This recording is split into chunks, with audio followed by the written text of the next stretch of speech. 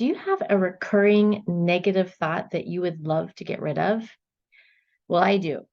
And I have one that really, really jars me. And I just don't want to think about it anymore. I don't want it with me on my morning walk. I don't want it with me when I'm trying to sleep. I don't want it popping up places when I don't want it popping up. So, how to stop it? Me, the thought expert, having trouble with this. So I figured there's got to be other people out there who are having trouble with the same problem, right? And there are some things that you can do, but I'm actually not going to talk about those today. We'll don't worry, we will do that soon.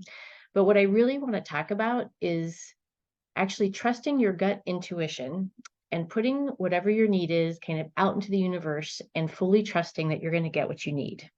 Because let me tell you about something profound that happened to me. So on my morning walk, I listen to a podcast, or I listen to music, or I listen to my friends' conversations on Marco Polo, and sometimes I respond. Sometimes I even walk in silence and just listen to kind of the noises around me or get lost in my thoughts. And sometimes my best ideas come from those moments. But today I was just really disturbed by this. And so I just put out there, help me. I need help getting rid of this. And I felt this super strong urge to go to my meditation app. And the very first meditation that appeared on the list, I often scroll through and try to figure out, but the very first one was a meditation from Mar Healy, and it was titled Come Home. Now, that didn't really make sense with Come Home. What was that going to be about? And was that going to answer my need? But I just felt this very strong that this was the one I was meant to listen to. So I did. And wow, it was exactly what I needed. So I am putting the link to this, and I really encourage you to listen to it, kind of no matter what. It's absolutely great. But I'm going to just read 2 verses from this poem to you. And I'm hoping that you get something from it that I got too.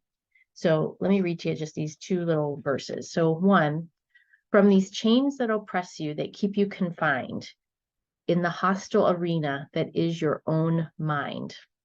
My darling, the way to return to your light is surrender resistance, to give up the fight. So keep going, by love, keep believing in life. Know that all is unfolding by perfect design. Turn your gaze to the stars in the sky late at night. And remember, it's their darkness that gives them their light. So that for me in the moment was really powerful. I was like, wow, I do have control over this. I can let go. So I really hope that helps you. I encourage you to go look at that poem and read it, and let me know if there's a thought that you're having trouble getting rid of. And maybe in the future, we'll actually talk about some techniques that you can really use for that. But sometimes you just have to trust your gut and do what your gut tells you to do. And sometimes, actually, more often than not, that really works out. All right, until next time.